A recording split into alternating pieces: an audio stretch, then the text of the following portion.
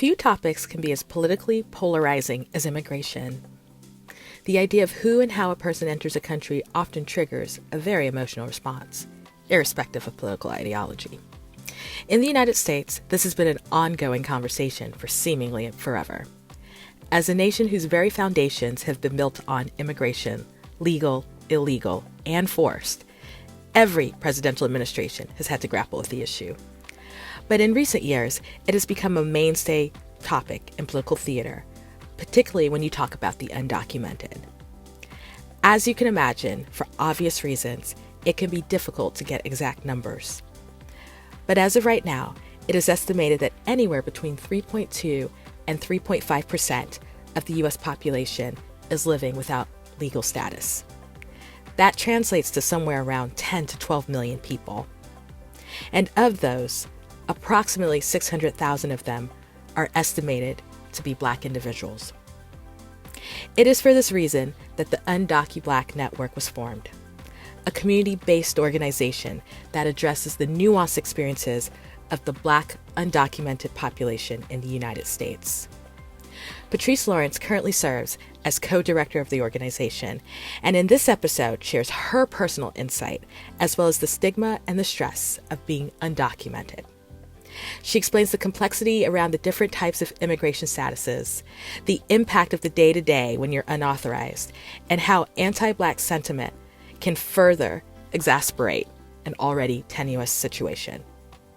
As we like to say around here, international mobility happens for all kinds of reasons, and today we're exploring one version that sometimes makes for uncomfortable conversations. Welcome to the Global Chatter.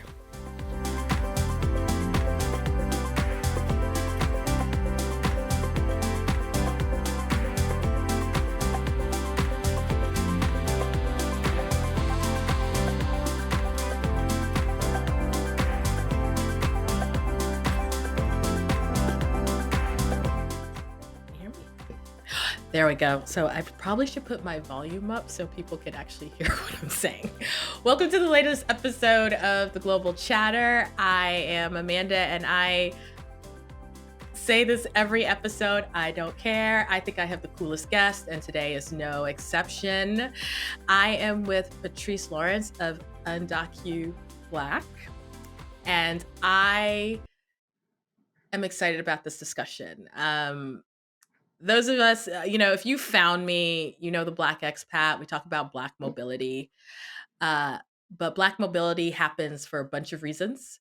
Sometimes political, sometimes not. Sometimes it's sexy, sometimes it's not. And I think that it is super important that we talk about issues around immigration because there are so many stories that get left out because of our own assumptions. And so Patrice has kindly joined me today to talk about the work of her network and her organization, and hopefully kind of inform y'all who are listening in, and also get a little empathy for some of the things that she's seeing. So Patrice, welcome after that super long introduction. Thank you for having me. The pleasure is mine. Yeah, so I always like to start because the nature of this podcast, people just like to know where people are. So where are you currently located? I'm in the DMV area, so DC, Maryland, Virginia. There you go. For the people who are not in the States and the people who are not American are like, what is the DMV? Yeah, we were talking offline because some of y'all know DC girl here who was born, lived in Virginia, lived in Maryland. So that's probably outside of where I live right now, my favorite part of the United States, just because it's home for me. I know other people have their own thoughts about DC, but I think if you see DC the way some of us see it, you would love it too. But that's neither here nor there. So, all right, Patrice, let's get started. So, there's an intro that, of course, is recorded separate from this, but I love for people to kind of tell in their own words about the projects and the missions that they are working on. And so, let's talk a little bit about your work. What is UnDocuBlack? What is UnDocuBlack? So we're a network. We're UnDocuBlack Network. We are a community of Black and undocumented folks, currently or formerly. So that includes different types of people who have DACA, which is more popularly known, things like temporary protected status, which is a little less popularly known. But for Mm-hmm. instance, Haitians have TPS, some Mm. Haitians do. It's something that it's like a protection if you had like a natural disaster and you were here present in the United States. We extend it as well to like asylees, refugees, and then a lot of us who have none of those and are just undocumented. We came to the US at some point Mm-hmm. and our paperwork expired for one reason or another, or maybe we didn't have to begin with. And so the broad term is undocumented. Mm. And I mean, you know this because of the work that you do.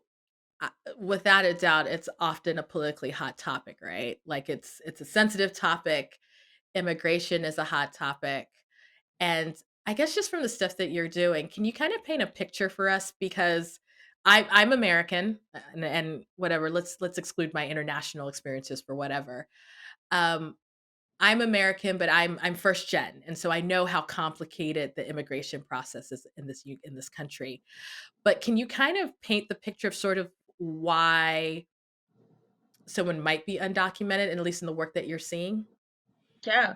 Where are you from, Amanda, if you don't mind me asking? Sure. So first gen, families from Cameroon, West Africa. So I know a lot about Hey, immigration. yes, yes. Yeah. Yeah. And a lot going on. Yeah. Yeah. Cool. Um, so there's different ways, right? So there's different, think of all the different ways that people can enter the United States, Hmm. right? Yeah. So how is it possible? Like airplane, by land, so crossing some border, either the northern border, the Canadian border, or the southern or southwest border, going up through Texas, California, Hmm. or by sea, Yeah. right? All right. So the whole thing about undocumentedness truly is created, right? For those of us who know a little bit about history, you think about like the wet foot, dry foot policy. You remember learning about that with the whole thing where America will accept Cubans if they Mm. come by boat to the shores of Florida.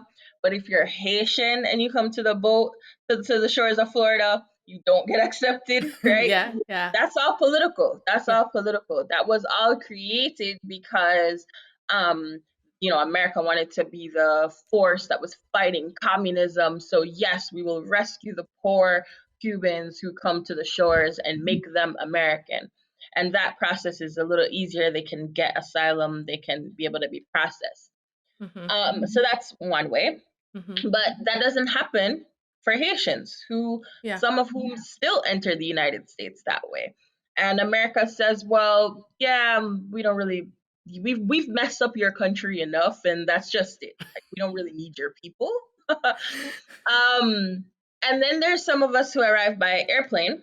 And so we had like a visa, maybe a student visa, maybe a temporary visa, because that it's very tight to even get a visa in the first place. So we Yeah. are talking about people of a certain socioeconomic class a Yeah. lot of times, like people with access in the first place.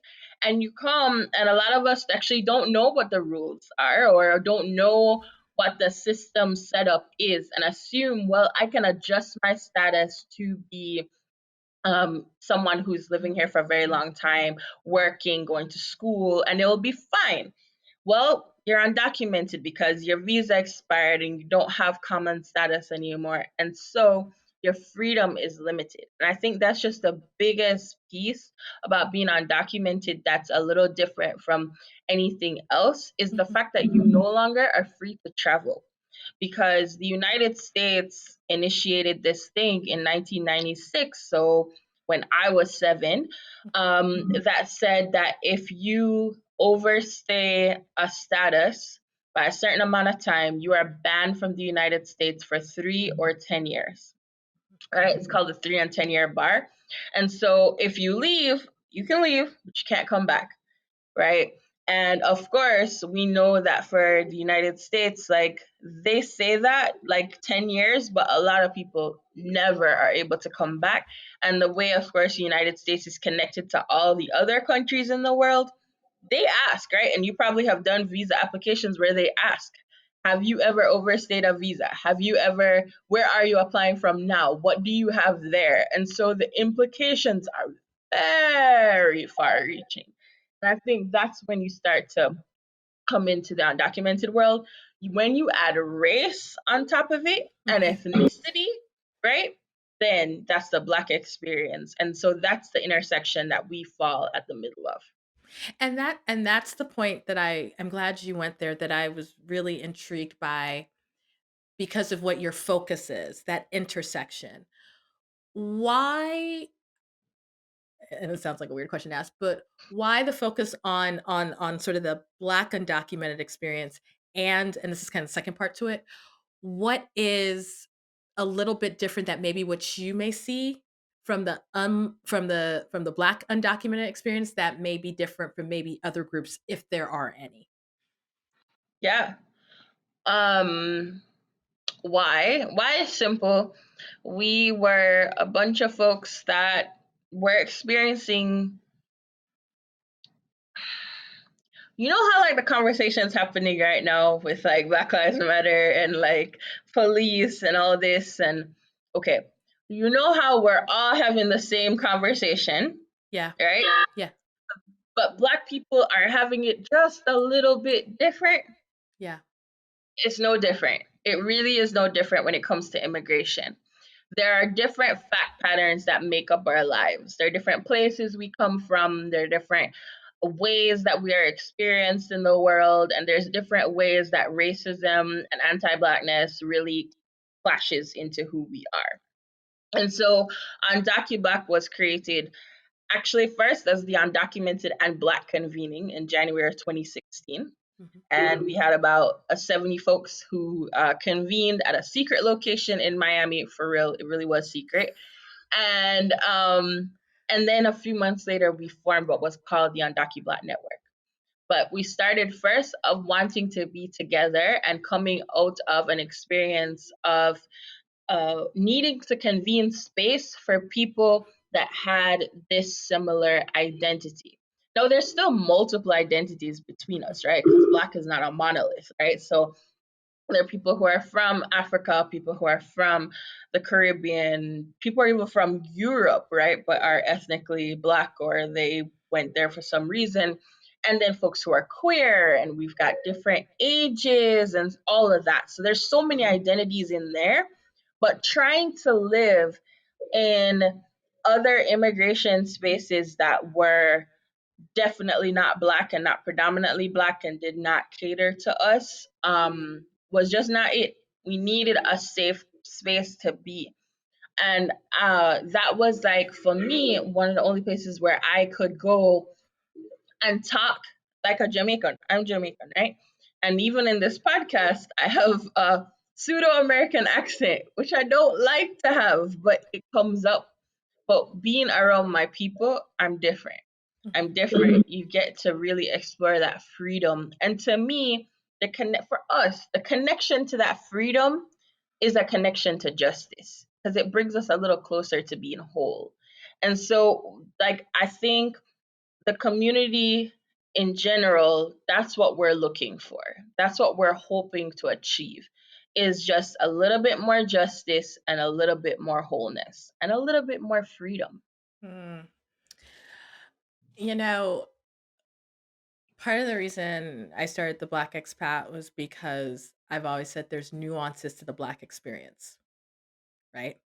That Agreed. we're all Black, but But you obviously having a Jamaican identity, I having a Cameroonian American identity, someone having a Black German identity. There are things that we experience because of our cultures and spaces, but then there are things that we experience just because we're Black, right?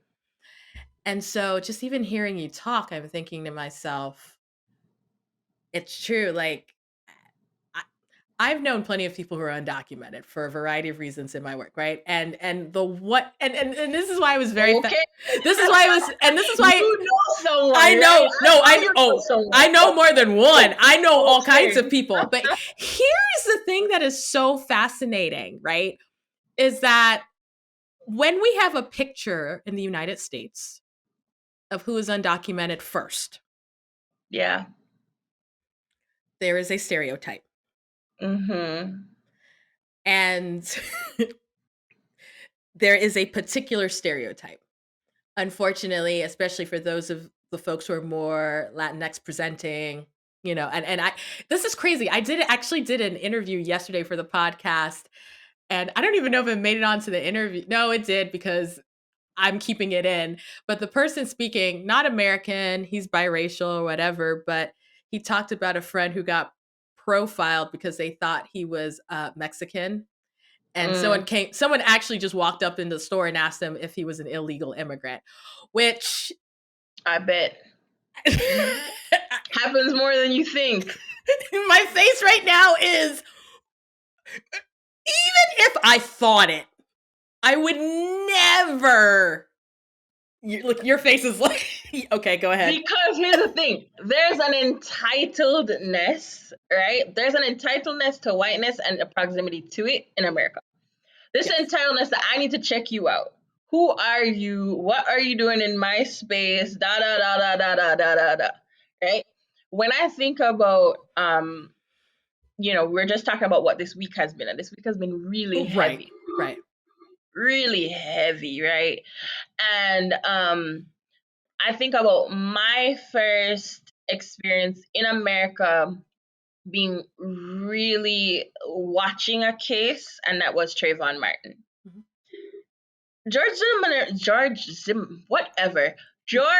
Zimmerman Yeah. was not a police officer. Right. But why do we think of him so much when we think about police brutality? Because he took on the role of a police officer, of someone who was going to patrol this young black boy and was going to question, what are you doing here?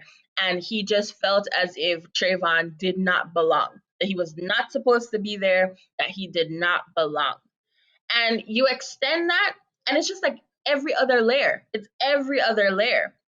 And so that's the reason, for instance, where if I get stopped by the police, I'm also light skinned. So there may be certain things I get away with on a traffic stop because I can put on an American accent. Maybe if I pull my hair back enough, they'll say, okay, maybe she belongs here. But someone who has a thicker accent, a darker skin, will not get away with that because they'll Right. say, oh, well, you don't belong here. What are you doing here? Right. And it's it's not it's not safe. It's not safe for us. It's not safe. And it's not a way to be in community. And it's really not a way to achieve any type of freedom for anyone, right? Yeah. And so before UnDocuBlack was formed, it was actually right after the Freddie Gray murder Mhm. in Baltimore, right? And so our co-founders, some of them are from the DMV area as well, and they were discussing that whole thing that was going on with the police in some of their immigrant spaces, and they didn't have the same analysis. Why? Because they were lacking the lens of looking through it as a black person. Mm. And so it's just, it's all related. It's really, really all related. And when we talk about language, like, Mhm. I was talking about this with my team member Yeah. who you've been conversing with. And this word expat, boy, it blows me. I was like, what is this? And why is it that some people get to be an expat and the rest of us get to be an undocumented immigrant? What is there? I know one thing that's there. It's like freedom. I no longer have freedom to roam the world, right? And I used to have that freedom before Mhm. because I came here around 15 years ago. So I was kind of an adult as a teenager. Mhm. So in my teenage years, I was able to roam the world. I can't anymore, and that robs you of something in like a way that is so deep I can't explain. And it's really important to talk to people about it because when you talk to people in your family who maybe years ago did this thing, and of course they weren't calling it undocumented there, it was you don't have your papers or Mhm. you're not Mhm. straight, like, Mhm. all the different words that we Mhm. use in the black community in general for it. And then they'll say, well, it's just how it is. You knew what you get yourself into. Ah, keep quiet, don't say nothing. And that doesn't help me. because I am repressing those emotions and repressing what I'm feeling. And DocuBlack is really a space that you don't have to do that anymore. You said two things that I want to pull out that are super important. Number one, okay, so expat, right? So when I decided to call the site the Black Expat, it was for only one reason. So that Black people could, I say this all the time, so that Black people could know it was for them, right? And but then this is what you find out. You find out expat is a political term, right? I have lived in a different country, whatever. But I have openly just defined expat as someone who moves to a different country. I don't care why they do it. I don't care if it's because they're a diplomat, they're a business person, because of war, they're a refugee, whatever. Because for me, you Yeah. crossed a border, Yeah. right? I don't care why you cross the border, how you cross the border, right? So I have always said, if I named the site the Black Immigrant,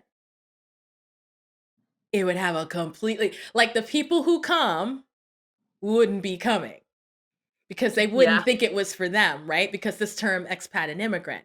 So I think that's the first thing.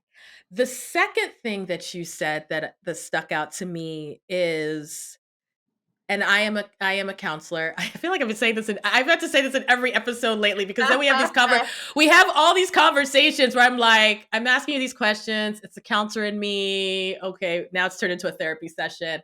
Um, about the mental wellness, because we don't ever think about the cost mentally that someone has, that they're paying to navigate in this gray area. Mm. And I and Is I'm there pain? and I'm wondering, because this is kind of a tangent off of that. As someone who's if you are a Black person in this country, you're already navigating being a Black person. Mm-hmm. But then if you're a Black person who's also undocumented, who's also trying to process, like you mentioned Freddie Gray, I was just talking to someone about Philando Castile, obviously George Floyd. I mean, I think they just buried Dwayne Wright yesterday. Mm.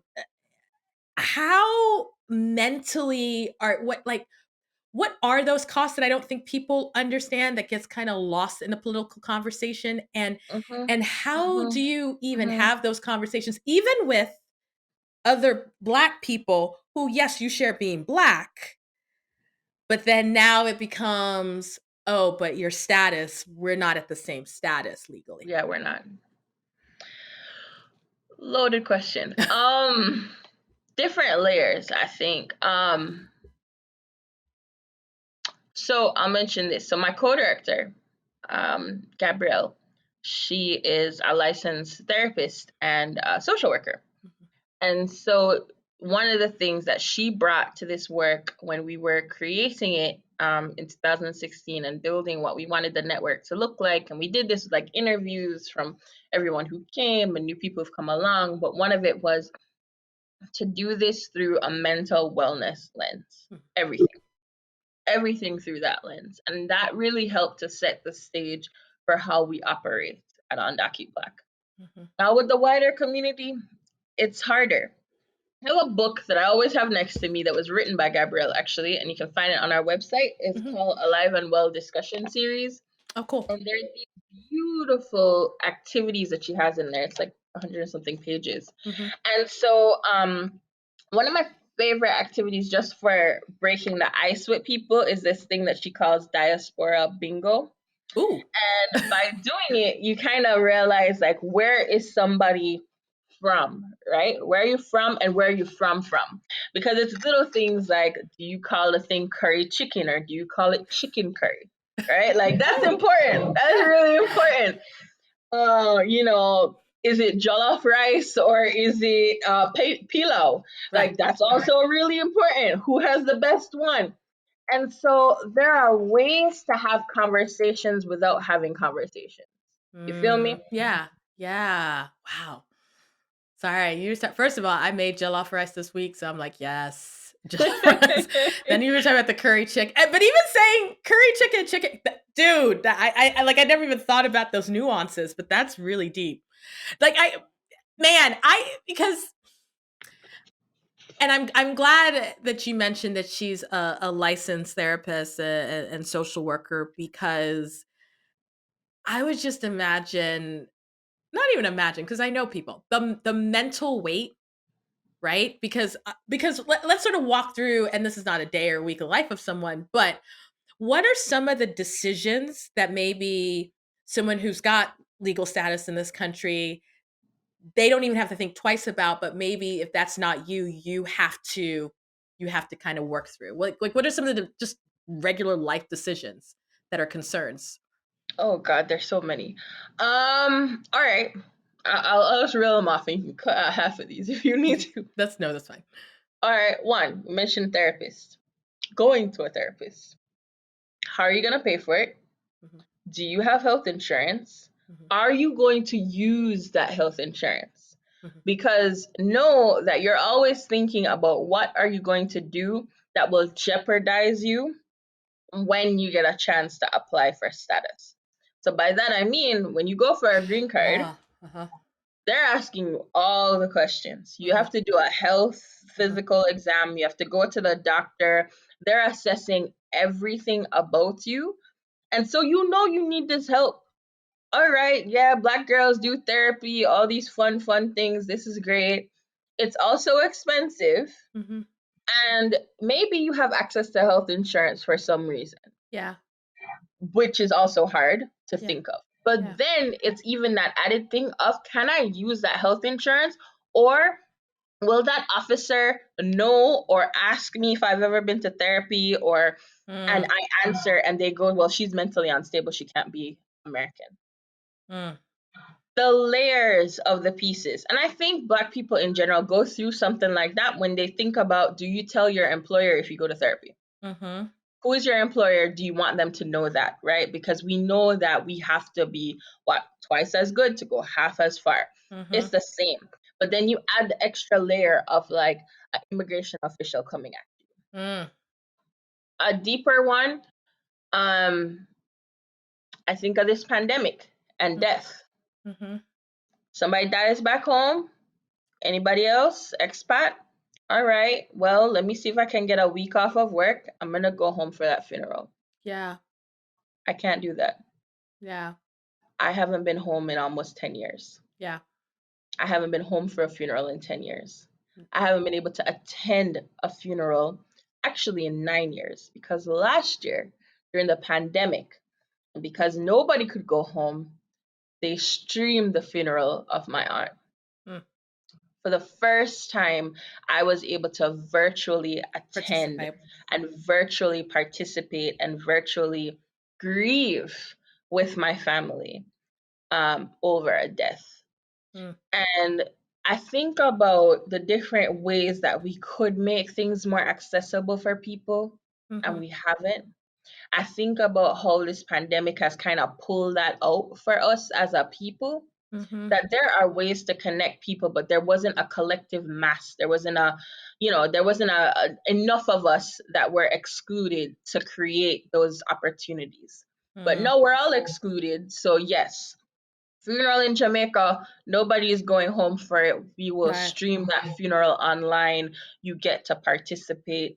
But I've been robbed of that for 10 years. I've not been able to have that. And that was my first one. And I've had so many people die. Mm.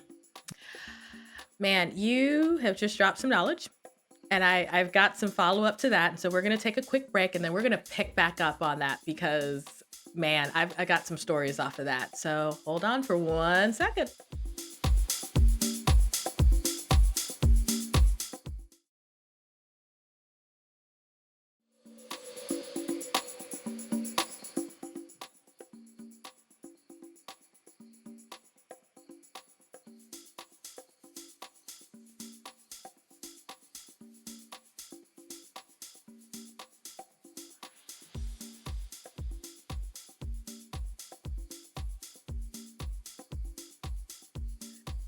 All right. So I was saying offline how I hadn't even considered, as there's a lot of things I'd considered about this, but I hadn't considered the mental health.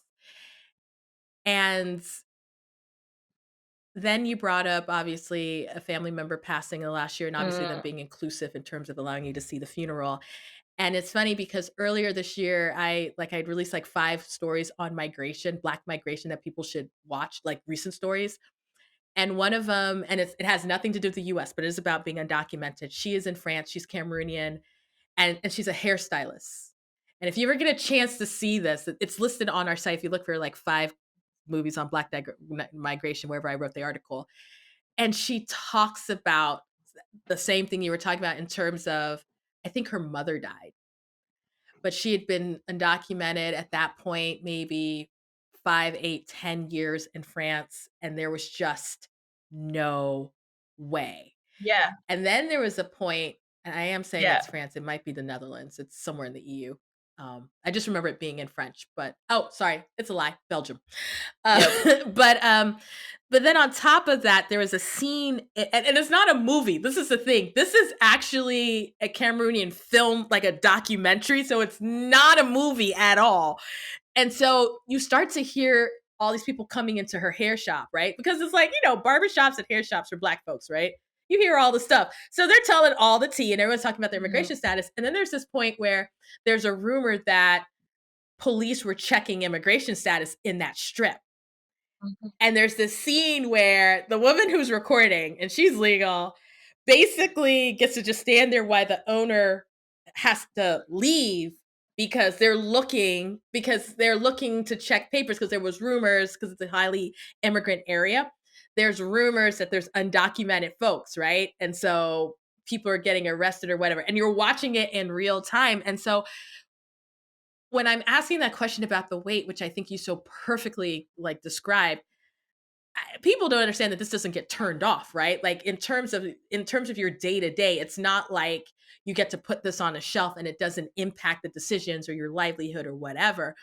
And years ago, I worked in college access, and I Mhm. remember someone from my old church was like, "Hey, we have this family. We want to work with you. We want to work with you." And Mhm. I worked with like 95% of them were Black kids. And, I remember the person said, "Yeah, there's the kid's super smart. We just can't figure out why, Yep. mom's confused about getting him into college or whatever." And they were West African. And so And I even said so I that, said, "Sure, I'll work with them," because, people do not get. it was a People it was a don't get private that. company, People don't so even think that's whatever. possible. People don't even think it's What I realized is possible. that they hadn't told this white couple that the son was undocumented. Mom was documented, son was not. And so, which was even big. Right, they don't tell their kids. Yeah. Yeah. Oh, no, I've worked with families where, full disclosure, part of the household is Status. documented, part of the household is Yep. not. Like, some kids are because mom and dad came at a certain point. The kids who were born here, they have status, but then an older child or the older siblings are not, right? Or one parent is or not. So people don't understand how common it actually is to have mixed document status households. Like, I'm like, oh no, this is probably the most common thing you will ever see. And I just remember working at the time, and it was just when, I was in Virginia. So Virginia was trying to figure out if a student would get in state because, this international rates to go to a state school Yeah. are it if it was even it's not out of state is hard, right? So in state is like next level of money. And we were trying to figure out what school could take this young man who was a smart, talented young man, but he didn't have a social security number, right? And so the it's the fact that people are all around us, and it's easy to sort of make this a topic of, oh, it's them, but I'm like, no, no, no, no, no, no, no. It's I guarantee you, it's probably someone around you. And so even with the work I know that y'all what are doing, the do I you think have an it's idea, Pew just an Institute estimates research, of and their and you can numbers break are it down about either way, of the 600,000. I think overall it's Black immigrant 612,000, if I'm population, not maybe mistaken, percentage that's undocumented undocumented, Black people in the or of the country. overall No, I'm undocumented, the percentage assuming that's those are maybe people identifies it with who at least came one Black from identity? predominantly Black countries, and so that's how they tiered them. We all know about, Mhm. like, there are Yeah, Black yeah. people in Latino countries too, eh? And in other places too, and they don't always count that. but no, it's about 600,000 people across the country. And I don't know all that it has, but Mm, I think those are just people who don't have gotcha. anything at all. It doesn't even count other folks who may be like asylees or something. Everywhere, right? Mm-hmm.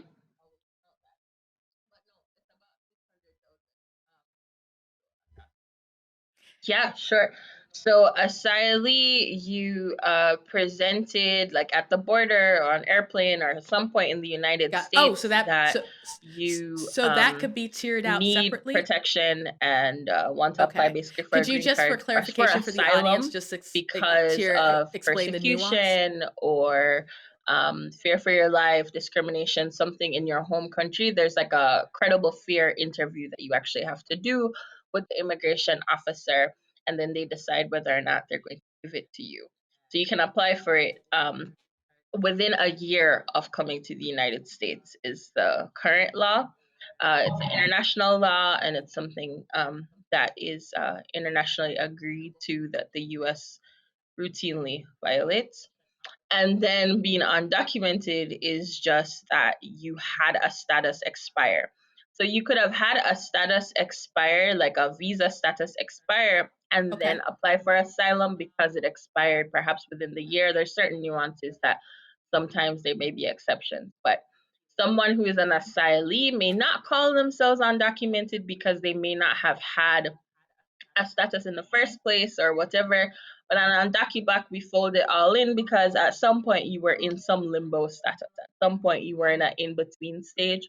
Same for folks who are refugees. And so for refugees, they actually have to be, they have to pass a bar with the UN, with the United Nations, that says that they pass the bar and they place them in countries. So the US actually gets a very limited number of refugees, and that's one of the current battles that we're having with Biden because he was supposed to bring that number back up. Trump basically brought it all the way down to zero, and activists are trying to get it back up to like around 100,000, and he's just not having it. But in terms of a share of the world, the US gets a really small share of refugees. Most refugees actually go to a place that's close to their home country. So, a nearby country like Jordan has like a really high number of refugees, for instance, and there are places in Europe that have higher numbers when you compare it to their population.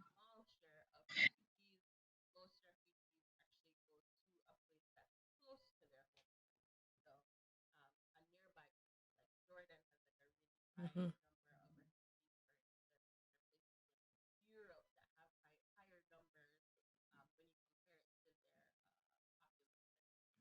And thank you for that clarification because I don't think there are people who necessarily realize that undocumented and asylees could there's a difference between you had status and it expired, and of course in one where you're trying to pass that international bar. And so sort of tell There me are, yeah, there's in quite a terms chunk of folks who came under the of age folks, of if we're 18. looking at kind of the undocumented side of things, is it and I don't even want to use the word typically because people's stories are so different, but I would imagine a good number might be folks who came at under the age of 18.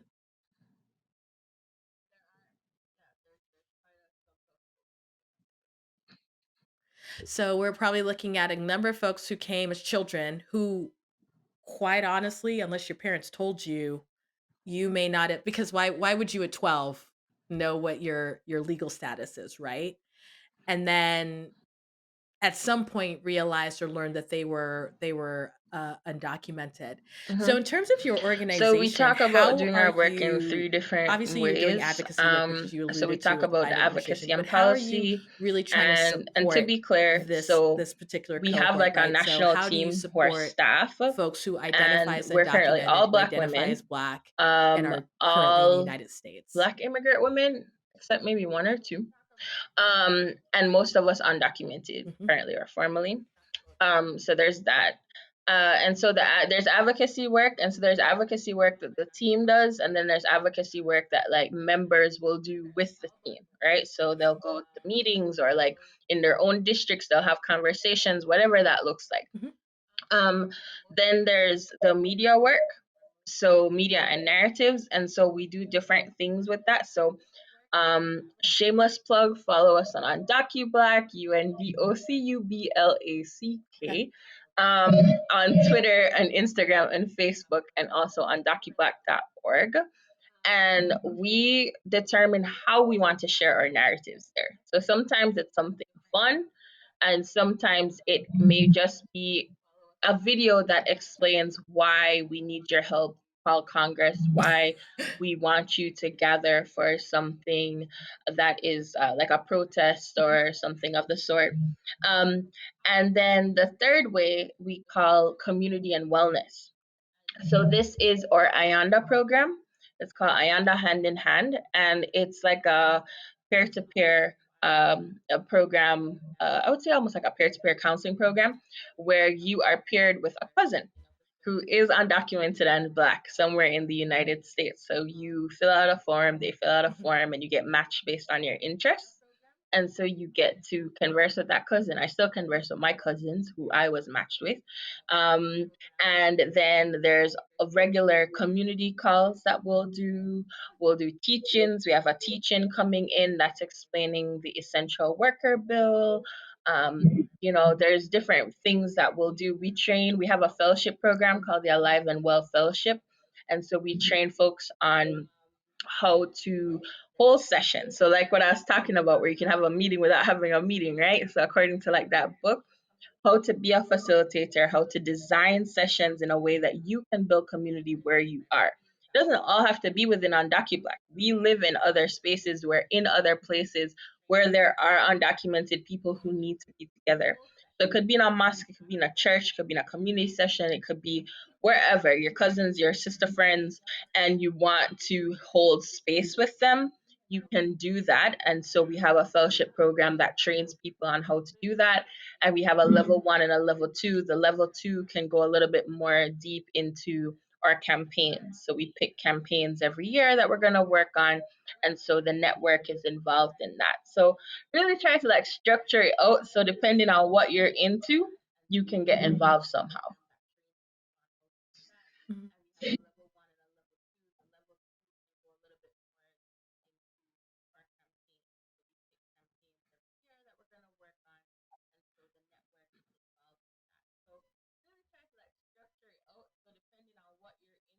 Mhm.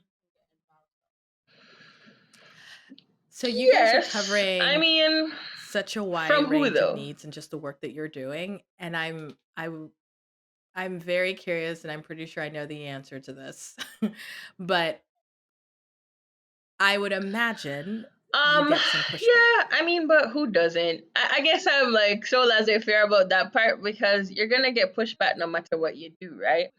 Well, So and that's the question. where are So you getting it from and who does have it you matter? faced any So pushback or any challenges, in the immigration and movement in what does that general, look like there's if you are pushback seeing it? sometimes. A lot of times it's very subtle, right? So it's this idea of like, oh yeah, we know black immigrants are a thing, but like, do you have to mention it all the time? It's like, Mhm. yes, actually, we do. When I think about, you asked about people who come as children, I think about DACA. The way DACA is set up, Mm, it wasn't set up for us. And people don't know that even they're eligible for it, right? And so that's a big deal. Like that young man, okay. depending on when he was trying to go to school, Mhm. he likely could go to school and could get DACA because it's for kids who, young people who came at the age of 16. And I use young lightly because at this age, it goes Mm, up to like if you were 40, depending on. Uh, so Obama put this thing and it was when he declared it, that's when you were able to apply if you were in the United States as of that date.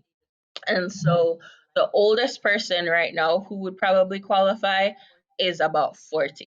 That's no longer a young person. I'm in my mhm. 30s. I'm getting out of what the young looks like, right? I hope at 40 nobody ain't looking at me and saying, "Oh, young lady," unless it's somebody in their 60s, right? Yeah. But it goes all the way down to like when you're 16 and you can age into it and apply. but there's certain limitations. So you can't have, I think, you can't have a felony at all, and I Yeah. think you can't have either more than 2 or 3 misdemeanors. If you grow up in a Black community that's heavily policed, you may have a misdemeanor. All right, you may have had some interaction with the police that might disqualify you from this thing. And so but you may not, because maybe you had to keep your nose clean and your parents were really on you for one reason or another. But regardless of that, people just don't think that DACA is for Black people. They do not think that it's for people who are not Latinx, who are not white presenting Latinx. And so part of our work, and we're trying to ramp that up right now, is to tell people, yes, it is for you, and you need to apply really quickly, because this status has been in the courts. It's been a hot topic for a long time, and it is in the courts, and it really could go away. But for right now, it's open. So please apply. Those things are really important to do. And now I've forgotten the question. Well, my point is some of the pushback, and the pushback I care most about, is the pushback we get from our own community. So there's the immigrant community at large, but then there's like the Black community itself, and that's who I care about. That's who I think UnDocuBlack caters to, which is, do you know, in your African community, in Cameroonian community, Nigerian community, in the Jamaican community, what you are eligible for?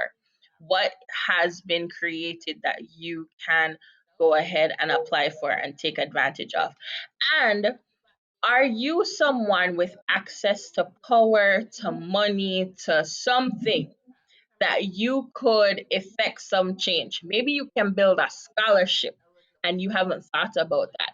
Maybe you can give to funds. Like last year, we had a COVID-19 relief fund, and we're going to try it again this year. And we were able to help over 400 households get money, multiple rounds of money, between $500 and like $1,000, so that they can help with household expenses, with rent, things like that. And that was made possible by people giving. And what we saw a lot of people do was they would give, and they would get their employers to match that giving. Yes, do that. These corporations make tons of money, and they want to get that tax write off. Get us that tax write off. Please do. You give your $500 and make them match it however many times they want to, and make it 5,000 and go benefit 5 families. So I think how we try to do it is just like, if there is pushback from within the community, it's for different reasons. It probably is lack of knowledge, or it is fear. It normally lands in one of those two buckets. Either I don't know, or I'm fearful, right? Because to bring us back to what we talked about before, you're always thinking about what are you doing and how will it impact down the line you getting your status, you getting that green card. So if I accept money from this organization that I really, really need right now in a pandemic to pay my rent, will that follow me somehow down the road, and that immigration officer will not stamp my green card? And therefore, I don't get what I need that I'm ultimately seeking, which is freedom, freedom to roam.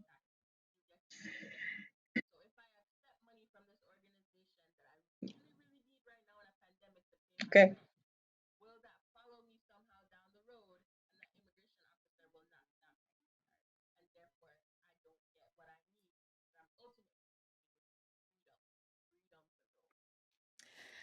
And so I had a follow-up question to that.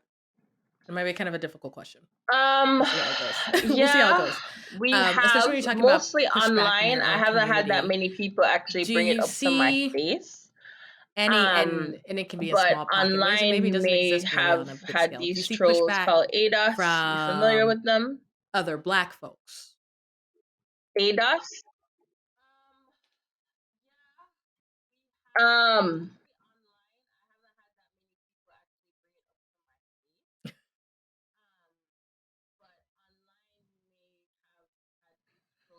yes, yes, ADOS, ADOS, ADOS. Called who?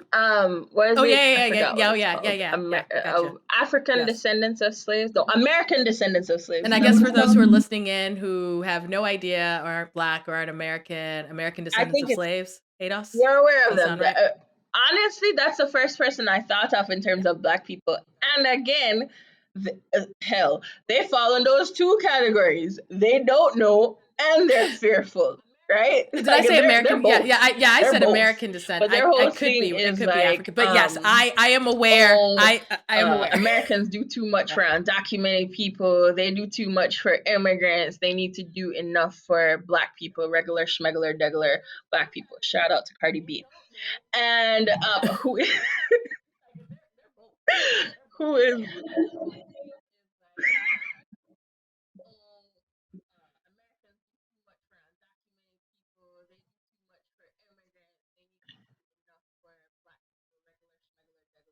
I love Cardi B.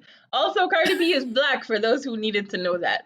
But This anyhow, is probably the first um, time, but no, like shockingly, and it's as long like as I've been doing this okay, podcast, Cardi B so has let's actually break come this down a up, little bit. which I don't know what that says about Descendants me, of because the people slaves. I know would mention Cardi Do B. But you anyway, know carry on. what we are? We are descendants of slaves. Anybody from the Caribbean, we're descendants of slaves. Black people did not magically show up in the Caribbean. We were forced and dragged and brutalized and beaten and had to fight for freedom, just like Black people in the Americas had to do, right? So let's get that part straight. Two, I ain't trying to get your money. If you try to get your reparations, go get your reparations. You ain't gotta give it to me. It's cool. Let the Jamaican government fight the British. Cool. Secondly, like, what are you fearful of? Like, do you know who we are? So I've done events on like Twitter. I did one with the Congressional Black Caucus actually, and people were the ADOS people were under it. Oh, da da da da da. Why are they talking about black immigrants? Why are they talking about black immigrants? And it's a scarcity mentality thing, right? It's like everybody wants a piece of the pie. What pie? There's a whole factory that makes these pies. What kind of pie you like, sis? Go get it. We don't have to. We don't have to limit ourselves, and I want us to think about that and where that even comes from. Where does that construct come from that we have to limit ourselves to this one thing? That's some internalized oppression shit.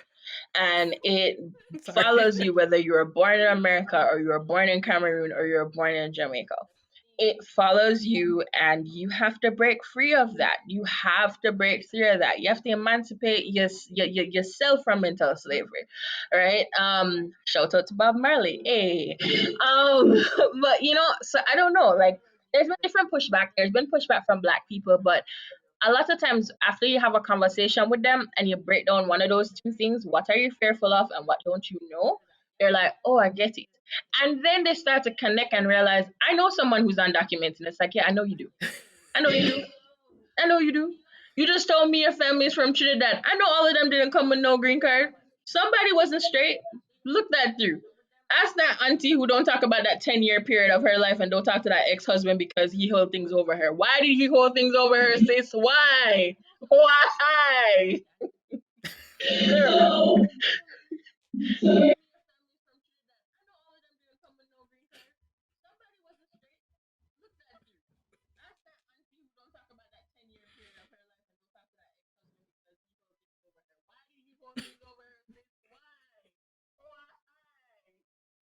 So Everybody. you're talking, and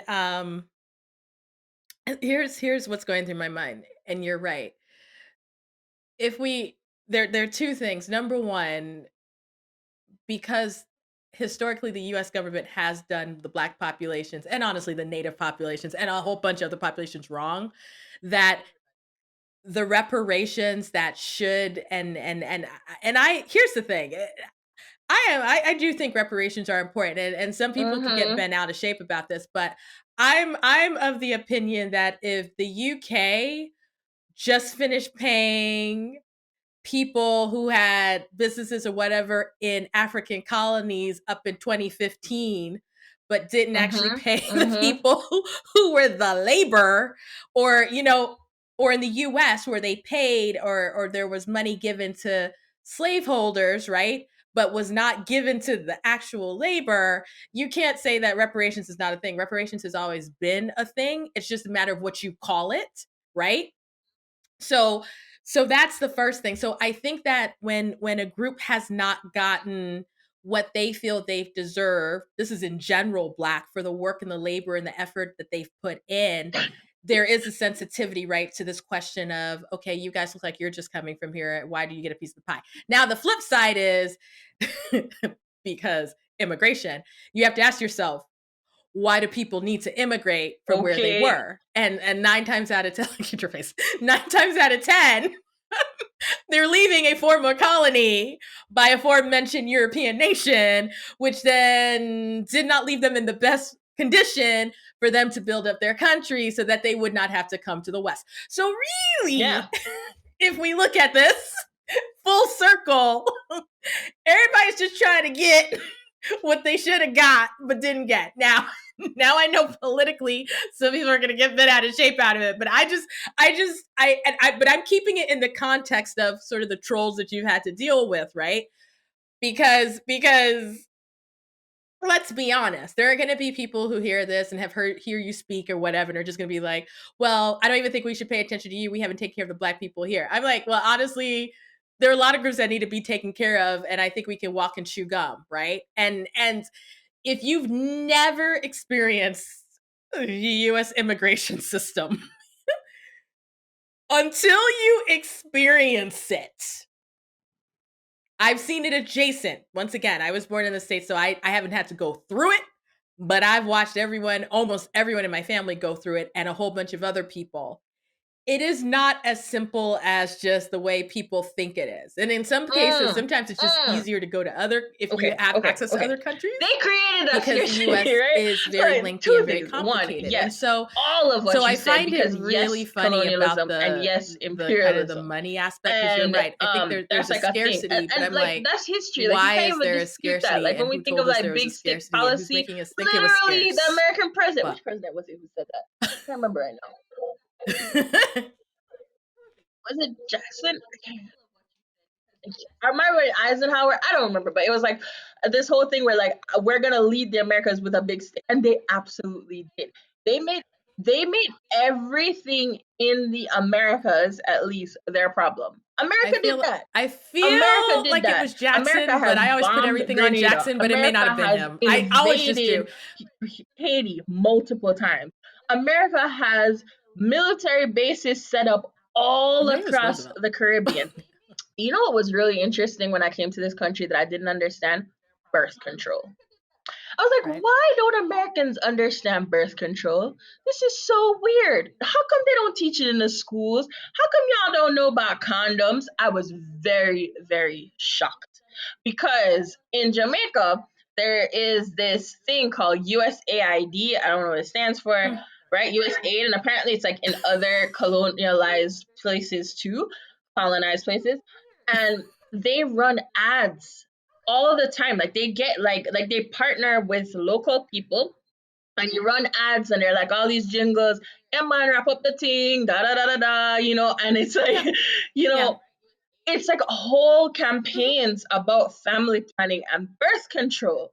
And I'm like, so how come US have all of this power outside of their realm, but they don't have no power inside of their realm? How come? Yeah. How come? And it's just like that's colonialism, that's imperialism, this idea that you can control entire other places just because you can, right? And it doesn't necessarily look like what you have, but that's another day. But the other piece I was gonna mention was about who created this scarcity. And I was gonna talk about, like, I talked about the refugee cap, right? But there's also the visa caps. They have caps, so limits on how many visas are allowed from each country to come in the United States in the first place. They have limits on how much you have to pay to get that visa, what you need to produce to get that visa, and of course the officers themselves, which is something I remember you mentioning, the human impact of it. There are people, biased ass people. Lord, I'm cussing so much in this podcast. Biased people who are deciding whether or not you get that visa. Remember, so it's constructed. It's constructed. Now you ask all them white people who had their people come from Ellis Island. Did they have to go It's through all that? good. No. You asked the number of undocumented Irish people. That's actually a thing. There's a ton of undocumented Irish people here.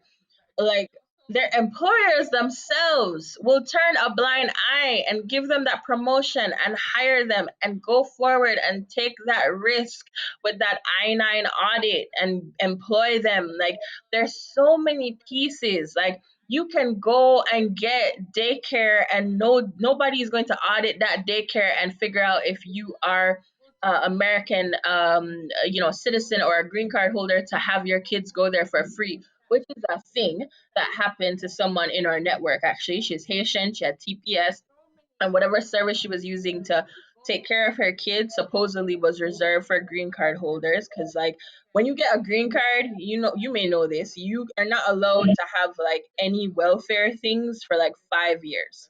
So no food stamps, nothing that is subsidized, no subsidized housing, nothing like that. That's a law that needs to go away immediately. But anyhow, she took care of that. And yeah, they audited the daycare, pinpointed her name, and now she has a blemish against her record. Took the woman to court and charged her with fraud. That's a problem. Like, that's not okay. And we shouldn't have to think about that. People should have access to the resources that they need. And in that case, that's even more reason to work with undocumented people, because undocumented Black people go through some of the same struggles with Black people. And a lot of times, what they do is that they try it out on our populations first because they know we won't say anything. And then they institute it fully in the wider Black population. So stay a step ahead of these fools so that you can fight them with the correct ammunition.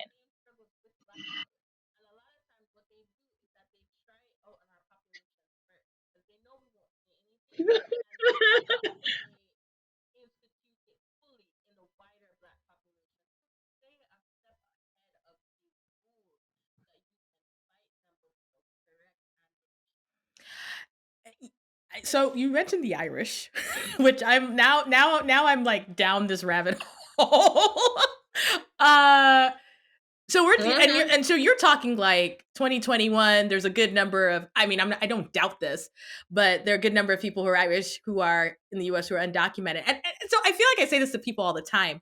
You would be surprised the number of white people who are undocumented in the US, white European folks who are here for a variety of, like, for the reasons everybody else is here, right? Like, Yes, they overstayed a visa. 2021 That's right a huge common thing, now. right? So There's maybe a they came on a whole tourist slew. visa or whatever, Actually, a and short-term Congress visa, knows about and them because never what's his left, face? Paul Ryan right? tried to sneak a bill But in through I Congress, just and the I fact think it that you actually mentioned the passed the Irish, and House or I something, because but I it was didn't thinking, hit the oh, maybe she's Senate talking like to 1912, but I think you're talking like legalize undocumented 2021, like Irish right people. now. I'm not lying. I swear, look it up.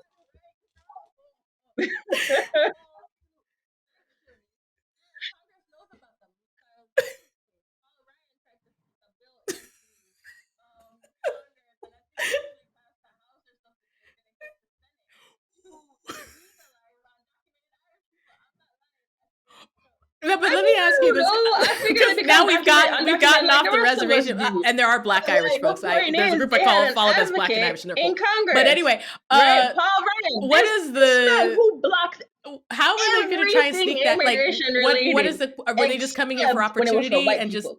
I think didn't about that leave, and too with he just TPS for figured? Venezuela. And I kid you not, I was in a Senate meeting a few years ago when, like, Venezuela, the whole stuff was going on, and uh, staffer actually and said, "Yeah, like, I thought that we could have at least gotten from Venezuela. It's not like there's any Black people there."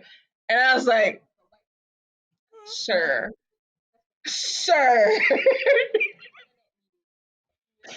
But it's all about perception. So in yeah. the same way that there's Black Irish, the perception that Paul Ryan had was not that there were Black Irish, but that he was going to benefit the good old white people. Let's help the good old white people. It's a similar thing for Venezuela. These aren't the Black people of Haiti who are, invading our borders and are, no, actually, scratch that, don't say that. But these aren't the Black people of Haiti who have fought and who are, really rebellious and so will probably cause havoc. They're the good, good people of Venezuela, and their socialism, and we must fight it. So let us make sure that we take care of those people. Trump gave deferred imports departure, DED, to them, and then Biden came in and gave TPS. The first country. He was like, let's come in, let's make sure you're okay. Has he reinstated TPS for Haitians? No. Has he reinstated TPS for Nepalis? No. Like, there's has he given TPS to Cameroon and Mauritania that we've been fighting like crazy to get? No. Why? Because they're black. Or there's a president of blackness and there ain't nothing they could gain for it. But hey, let's do Venezuela because, Mhm. fight communism.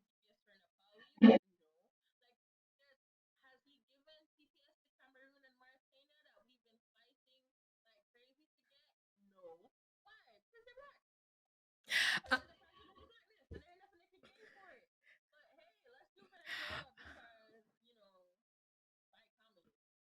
I have a terrible story.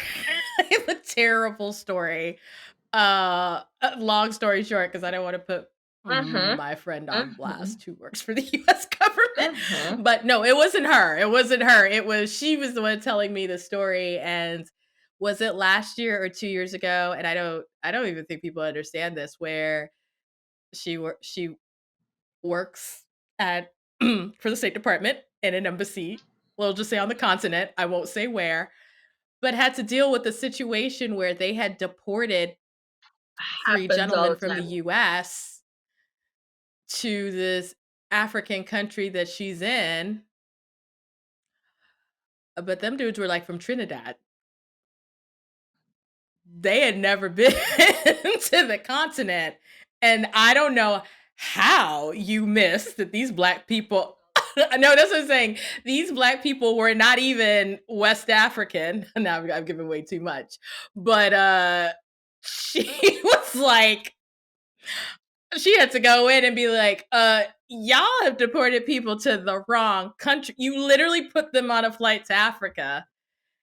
And if you were going to deport them, it was to the Caribbean, which is where they needed to be. I mean, and I thought to myself, how is this happening? And you would think this is a story from like some old literally this was like Very. 2020 or 2019, And where she was attention. trying to untangle, and just the conversation she was having with people and the callousness and just the whole disregard and the inability to see the seriousness of the fact that, not only because, let's be honest, deportation is traumatic, but not only have you deported, well, and not only have you done all of that, homie, this is like 1862 all over again. You can just go drop them off in an African country and Yes. and And and, what is and legal hope for the anyway? But that's a best. whole And I'm nother thinking to story. myself, I am so livid on behalf of Because the these law men. should I don't not even be a know who they shackle, but are. that's a whole And thank nother God story for a you are a whole nother good-hearted day. person, But but everybody anyhow, else was it just like, happens a lot well, more than you can you think. know, There's a Somali just 93 that was made whether or not they popular were in the in, I country guess it was legally or not 2018. does It was not one of mean that those you need to put first aside your humanity.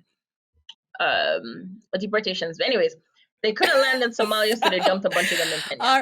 our, They have done that as well with Mauritanians. They can't drop them in Mauritania, so they drop them in Morocco or Senegal. And it's like, oh well, you'll figure it out. Which ironically probably is safer to be in Senegal than Mauritania if you're black and Mauritanian and you were being deported. But besides the point, but it happens a lot because they don't take care. They don't take care to figure out what it is that they're doing.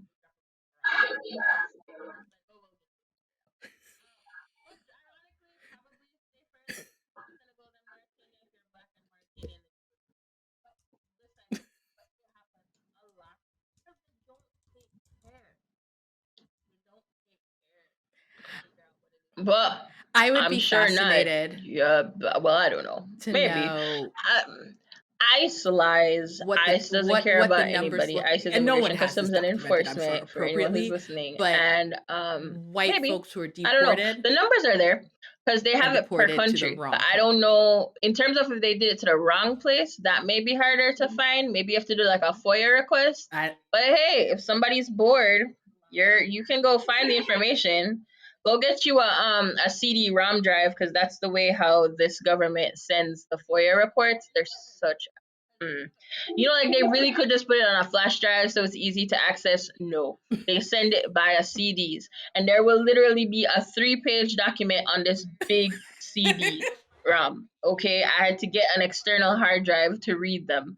Um, but pro tip: if you plan to get some information from the government, buy yourself an external hard drive so that you can read them CDs, have some fun.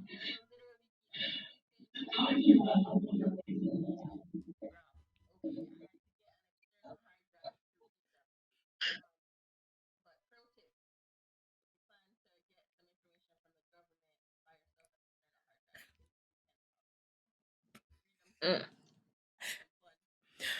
So we're cool. always here about helpful information, and that So was the you tip can find that us nobody knew they on needed. So oh, but we have a Patrice, TikTok now. tell Yes, we everyone have a once TikTok again, now. as we wrap up, where UnDocuBlack, can they find you, your UNDOCU organization, and BLACK, also undocumented and black had a baby. what are ways that people can UnDocuBlack support? on Twitter, TikTok, Instagram, and Facebook. You can also follow us on docublack.org. I would say Instagram and Twitter probably have the most up to date stuff. So you can support when we start with our COVID-19 fund again. Go give some money, go give them coins. We have an upcoming training on the 28th. I don't know when this airs, but if it airs in time, go to that training. And we have lots of helpful resources on all of our pages. I am best followed on Twitter. I'm really fun. On DocuBlack_Pat is my name on Twitter, PAT, on DocuBlack_PAT on Twitter. And that's probably where you will find my musings and my thoughts, and happy to engage.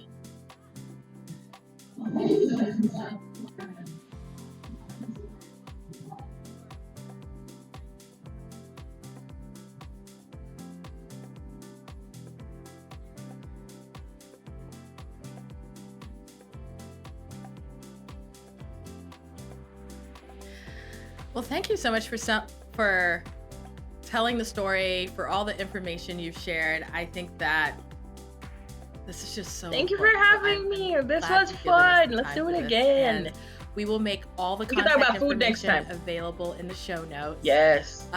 So if you are looking to find her and you couldn't write it all down, Sure. show notes, it'll be on the website. It'll be everywhere that we have our podcast. So thank you for coming on.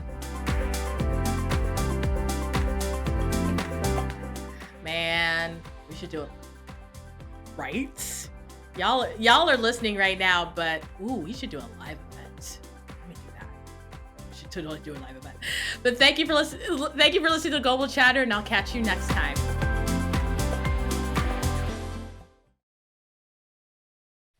The Global Chatter with the Black Expat is hosted by me, Amanda Bates. It is produced by Justin Williams. You can find the show wherever you get your podcast, or follow us on our YouTube channel at The Black Expat Presents.